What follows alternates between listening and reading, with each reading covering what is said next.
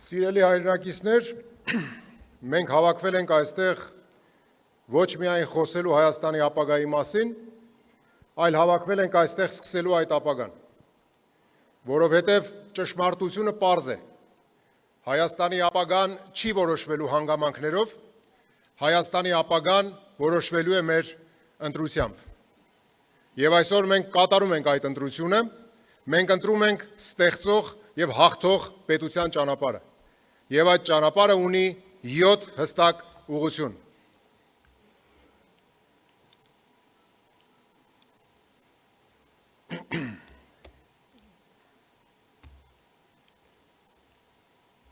Յոթ ուղղություն,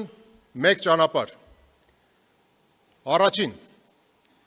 մենք գիտենք, թե որտեղ պետք է լինի Հայաստանը համաշխարհային տնտեսության մեջ։ Մենք մեր երկրի տնտեսության կառուցման հիմքում դնում ենք հետևյալ սկզբունքները։ Մենք ստեղծելու ենք ժամանակակից թվային պետություն, իր կրթված եւ հմտություններով օժտված ուժեղ մարդկանցով։ Հայաստանը դարձնելու ենք միջազգային տնտեսական կենտրոն, որտեղ գործում են հստակ կանոններ եւ կարգապահություն։ Գիտությունը վեր են կացելու տեխնոլոգիայի, իսկ տեխնոլոգիան արտահանվող արդյունքի։ Ստեղծելու ենք այնպիսի հարկային եւ ներդրումային միջավայր, որ Հայաստանում աշխատելն ու ներդրում անելը լինի շահավետ։ Ընտրելու ենք կոնկրետ ոլորտներ եւ հենց այդ ոլորտներում դառնալու ենք առաջատար, հենվելով վստահելի եւ կայուն պետական ինստիտուտների վրա։ Եվ սա է մեր ընտրությունը։ Հայաստանը դառնալու է արտադրական եւ տեխնոլոգիական պետություն։ Երկրորդ, մենք ընտրել ենք արդյունաբերականացման ճանապարհը, որովհետև միայն արտադրող պետությունն է իրականում անկախ պետություն, իսկ արդյունաբերությունը սկսվում է կոմունիկացիոն համակարգերից։ Այդ նպատակով մենք իրականացնելու ենք Հայաստանի տրանսպորտային կոմունիկացիաների մեր ռազմավարությունը, հիմնված 3 փոխկապակցված առանցքների վրա՝ հյուսիս-հարավ ավտոմայրուղի, հյուսիս-հարավ երկաթուղի եւ արևելք-արևմուտք հաղորդակցական հայեցակարգ։ Այս 3 առանցքները միասին փոխելու են ինչպես Հայաստանի կապը աշխարհի հետ, այնպես էլ ներսում կապը մարզերի հետ։ Այդ նոր կապերի հիման վրա մենք ամբողջ երկրով մեկ ստեղծելու ենք արդյունաբերական գոտիների ցանց՝ Սյունիքից մինչև Տավուշ, Աշոտսկից մինչև Արմավիր։ Արդյունաբերական գոտիները ապահովելու են ոչ միայն արդյունաբերական աճ, այլև տարածքային համաչափ զարգացում։ Սա նշանակում է, որ տնտեսական կյանքը կենտրոնանալու է ոչ միայն մայրաքաղաքում, այլ նաև ամբողջ Հայաստանում։ Սա նշանակում է աշխատատեղեր մարզերում, զարգացող համայնքներ եւ ամրապնդվող պետություն։ Արդյունաբերական գոտիների համար մենք սահմանելու ենք գրեթե զրոյական հարկային համակարգ պարզ վարչարարությամբ։ Այս ծրագրի կարևոր մասերից մեկը լինելու է նաև գյուղմթերքի վերամշակման զարգացումը,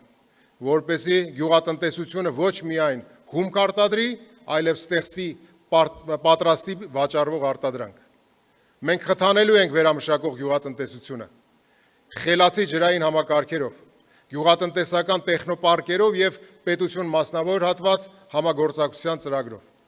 Մենք ստեղծելու ենք ամբողջական շղթա հողից մինչև պատրաստի արտադրանք,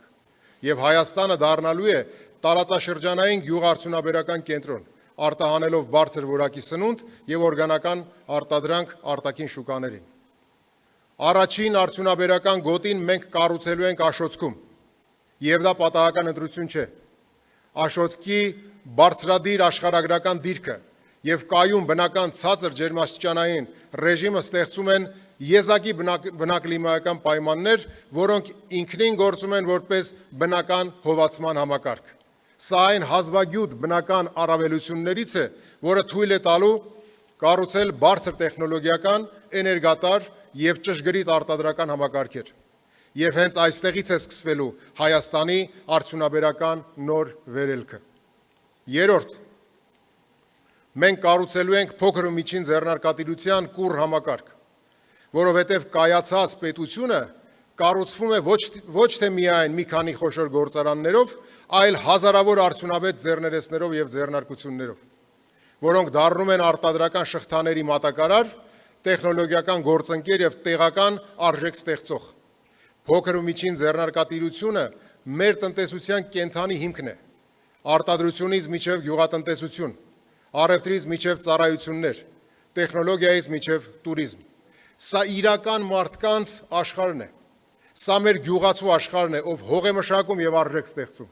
Սա մեր արհեստավորի աշխարհն է, ով իր ձեռքով է արտադրում։ Սա մեր վարսավիրի, փաստաբանի, հաշվապայի, փոքր խանութի սեփականատիրոջ, սրճարանի հիմնադրի, տուրիստ Հայաստան բերող գործակալի աշխարհն է, եւ պետությունը պարտավոր է կանգնել նրանց կողքին։ Գյուղացին չպետք է խնդիր ունենա իր աճեցրած խաղողը մթերելու կամ ծիրանն ու ծաղիկը արտահանելու հարցում։ Սիրելի հայրենակից, դու քո քրտինքով ստացած բերքն իրացնելու խնդիր չես ունենալու։ Մենք քեզ համար թե իրացման շուկաներ ենք գտնելու, թե երաշխավորված նվազագույն գներ ենք սահմանելու։ Փոքր խանութը չպետք է պարտվի անհավասար մրցակցությանը։ Սիրելի հայրենակից, մենք կանգնելու ենք քո կողքին, ոչ թե նրա համար, որ պայքարենք խոշորի դեմ, այլ նրա համար, որ մրցակցությունը լինի արդար։ Մենք սահմանելու ենք այնպիսի կանոններ, որ խոշոր եւ ցանցային հիպերմարկետները գիտակցեն իրենց սոցիալական պատասխանատվությունը քո, համայնքի եւ տեղական տնտեսության նկատմամբ։ Փոքր բիզնեսի համար մենք սահմանելու ենք տարբերակված համաչափ հարկային ռեժիմ։ Հարկման դրույքաչափը նվազեցվելու է։ Վաճառքի հարկը լինելու է պարզ եւ կանխատեսելի, վարչարարությունը թեթև եւ ոչ պատժիչ։ Մենք կապահովենք, որ մարդիկ ու բիզնեսները հեշտ հասանելի վարկեր եւ ֆինանսական միջոցներ ունենան, որպեսզի կարողանան զարգանալ եւ աճել։ Մենք բարձրացնելու ենք արտադրողականությունը տեխնոլոգիական արդիականացման միջոցով։ Մենք միացնելու ենք փոքր ու միջին ձեռնարկատիրությանը արդյունաբերական գոտիների արտադրական շղթաներին։ Մենք բացելու ենք արտահանման ճանապարհները, որպեսզի փոքր ու միջին արտադրողները հեշտ վաճառեն իրենց ապրանքը արտասահմանում, ապահովելով նրանց համար փոխադրումներ եւ պետական աջակցություն։ Մենք իրականացնելու ենք ձեռնարկատիրության համապարփակ թվայնացում։ Եվ մենք ներդնելու ենք պարզ եւ համաչափ այնպիսի հարկային համակարգ, որը խթանում է աճը, ոչ թե սահմանափակում այն։ Երբ ասում ենք համաչափ հարկային համակարգ, ի նկատի ունենք, որ հարկերի չափը ողջամիտ է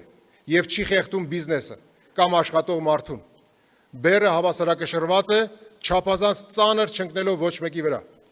Տնտեսության տարբեր ոլորտների նկատմամբ մոտեցումը տրամաբանված է եւ հաշվարկված։ Մեզ համար փոքր ու միջին ձեռնարկատիրությունը պարզապես փոքր բիզնես չէ։ Այն մեր տնտեսության սոցիալ-տնտեսական ողնաշարն է։ Այստեղ են ստեղծվում աշխատատեղերը, այստեղ են ձևավորվում միջին խավը, այստեղ է ծնվում տնտեսության իրական դիմակայունությունը։ Չորրորդ, մենք բացելու ենք կապիտալի նոր դարաշրջան Հայաստանում, որովհետև աճող տնտեսությունը պետք է ունենա սեփական կապիտալ, ոչ թե միայն պարտքային ֆինանսավորում։ Մենք ամբողջությամբ վերացնելու ենք բաց եւ փակ բաժնետիրական ընկերությունների արհեստական տարբերակումը։ Վերաիմաստավորված բաժնետիրական ընկերությունը պետք է դառնա լիարժեք հանրային միավոր, ազատ շրջանառվող բաժնետոմսերով, միջազգային հաշվետվողականությամբ եւ պարտադիր կորպորատիվ կառավարման մեխանիզմներով։ Գործող փակ բաժնետիրական ընկերությունները կունենան հստակ ընտրություն, կամ կվերակազմակերպվեն որպես պարզ եւ ճկուն կառավարմամբ ՍՊԸ-ների, կամ կդառնան լիարժեք բաժնետիրական ընկերություն թափանցիկության եւ ներդրումային վստահության միջազգային չափանիշներով։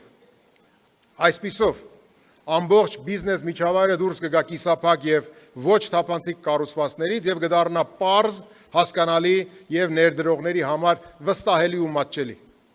Մենք օրենքով սահմանելու ենք նաեւ հատուկ կարգավիճակ հանրային հետաքրքրությունների օբյեկտ համարվող հանդիսացող ընկերությունների համար։ Բանկերը, էներգետիկ ընկերությունները, հեռահաղորդակցական օպերատորները, բնական մենաշնորհները, ռազմավարական ենթակառուցվածքներ տնօրինող կազմակերպությունները պարտադիր կգործեն բաժնետիրական ընկերության ձևով, առավելագույն հաշվետվողականությամբ։ Սա բարձրացնում է ոչ միայն տնտեսական արդյունավետությունը, այլև ազգային տնտեսական անվտանգության մակարդակը։ Միաժամանակ մենք ներդնելու ենք նոր հարկային մոտեցում, որը խթանում է կապիտալի կուտակումը։ Բաժնետիրական ընկերությունները շահութարկ կվճարեն միայն այն պահին, երբ շահույթը բաշխվում է որպես դիվիդենդ։ Եթե շահույթը վերաներդրվում է արտադրության մեջ, ուղղվում է տեխնոլոգիական զարգացմանը կամ օգտագործվում է ընդլայնման համար, շահութարկ չի վճարվում։ Սա խթանում է ներդրումները։ Սա արագացնում է կապիտալի կուտակումը։ Սա ուժեղացնում է արտադրական ներուժը, որովհետև ամուր տնտեսությունը կառուցվում է սեփական կապիտալի վրա, եւ մենք ստեղծելու ենք այդ կապիտալը Հայաստանում։ 5. Մենք միավորելու ենք Սփյուռքի տնտեսական ուժը Հայաստանի զարգացման հետ, որովհետև Հայաստանը եւ Սփյուռքը միասին մեկ տնտեսական ամբողջություն է։ Հայաստանի նոր տնտեսական մոդելը անհնար է առանց Սփյուռքի ներուժի։ Սփյուռքը մեր ներդրումային, գիտական, մարդկային կապիտալի հսկայական աղբյուրն է, եւ մեր տեսլականում Սփյուռքը այլևս պարզապես նվիրատու չէ։ Սփյուռքը համահեղինակ է, Սփյուռքը համասեփականատեր է, Սփյուռքը Հայաստանի տնտեսական ապագայի կառուցողն է։ Մենք ստեղծելու ենք միասնական տնտեսական դաշտ, որտեղ սփյուռքահայ գործարարները, ինժեներները, գիտնականներն ու ներդրողները գործելու են նույն կանոններով, նույն իրավունքներով եւ նույն հնարավորություններով առանց արհեստական խոչընդոտների։ Սա է մեր համահայկական տնտեսության մոդելը։ Հայաստան որպես գլոբալ հայկական տնտեսության կենտրոն։ 6. Մենք ստեղծելու ենք համաչափ եւ զարգացումը խթանելու հարկային համակարգ, որովհետեւ պետության ուժը սկսվում է արդար կանոններից։ Մենք ներդնելու ենք նոր հարկային մոդել, որը համահունչ է արտադրական եւ ներդրումային տնտեսության տրամաբանությանը։ Մենք աստիճանաբար հրաժարվելու ենք սպառման վրա հիմնված հարկման մոդելից, վերացնելու ենք շրջանառության հարկը անմիջապես, իսկ ավելացված արժիքի հարկը փուլային կերպով, փոխարինելով դրանք պարզ, կանխատեսելի եւ նվազ 5% դրույքաչափով հարկով։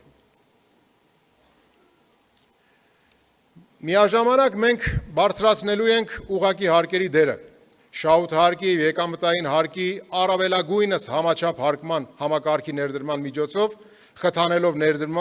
ներդրումը, տնտեսական աճը եւ սոցիալական արդարությունն ու հավասարակշռությունը։ Իսկ միջև նոր համակարգի լիարժեք գործարկումը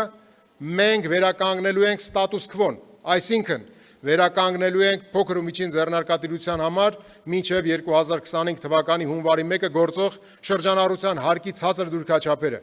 ինչպես նաև հարկային այլընտրանքային ռեժիմներին, շրջանառության հարկի եւ միկրոձեռնարկատիրության համակարգերին հասանելիությունը,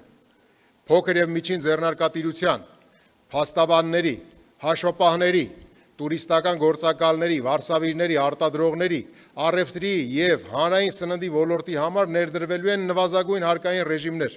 Իրենք չեն վճարելու շրջանառության հարկ կամ ավելացված արժեքի հարկ, այլ դրանց փոխարինող պարզ եւ նվազ դրույքաչափով հարկ, որովհետեւ հարկը պետք է խթանի զարգացումը, ոչ թե սահմանափակի այն։ Համաչափ հարկային համակարգը ուժեղ տնտեսության հիմքն է, իսկ ուժեղ տնտեսությունը կայացած ու խելացի պետության հիմքն է։ 7. Մենք կառուցելու ենք թվային, թափանցիկ եւ վստահելի պետություն, որովհետեւ վստահությունը տնտեսության ամենակարևոր կապիտալն է։ Այդ նպատակով մենք ներդնելու ենք թվային դրամը, որպես Հայաստանի ազգային արժույթի երրորդ ձև, կանխիկ եւ անկանխիկ դրամի կողքին լիարժեք հավասարազոր եւ մեկին մեկ փոխարկելի։ Թվային դրամը դառնալու է պետական ֆինանսների նոր հիմքը, ապահովելով պետական հոսքերի ամբողջական թափանցիկություն եւ վերահսկելիություն։ Առաջին հերթին այն կիրառվելու է պետական գնումների համակարգում որպես բացառիկ վճարամիջոց։ Սա նշանակում է յուրաքանչյուր պետական վճարում դառնալու է հետագծելի, պետական միջոցների օգտագործումը դառնալու է վերահսկելի, կոռուպցիան դառնալու է ոչ թե դժվար, այլ տեխնիկապես անհնար։ Երկարաժամկետ հեռանկարում թվային դրամը դառնալու է ամբողջ տնտեսության թվային ենթակառուցվածքը, ապահովելով վճարային համակարգի արդիականացում, բիզնես միջավայրի թափանցիկություն եւ քաղաքացիների համար կամավորության հիմունքով անվտանգ ու մատչելի ֆինանսական գործիքներ։ Սա Հայաստանի ֆինանսական համակարգի անցումն է դեպի նոր դարաշրջան։ Սա թվային տնտեսության հիմքն է։ Սա վստահելի պետության հիմքն է։ Սիրելի հայրենակիցներ, սա պարզապես տնտեսական ծրագիր չէ։ Սա Հայաստանի տնտեսական վերածննդի սկիզբն է։ Սա գոյատևման տնտեսությունից դեպի ստեղծման տնտեսություն անցնելու ճանապարհն է։ Սա կախվածությունից դեպի անկախություն անցնելու ճանապարհն է։ Սա փոքր շուկայից դեպի հզոր պետության անցնելու ճանապարհն է։ 7 ուղղություն, 1 ճանապարհ։ Մենք կառուցելու ենք արժեք ստեղծող եւ անկախ տնտեսություն, եւ մենք դա անելու ենք միասին, եւ այդ Հայաստանը սկսվում է հենց այս դահլիճից։ Շնորհակալություն։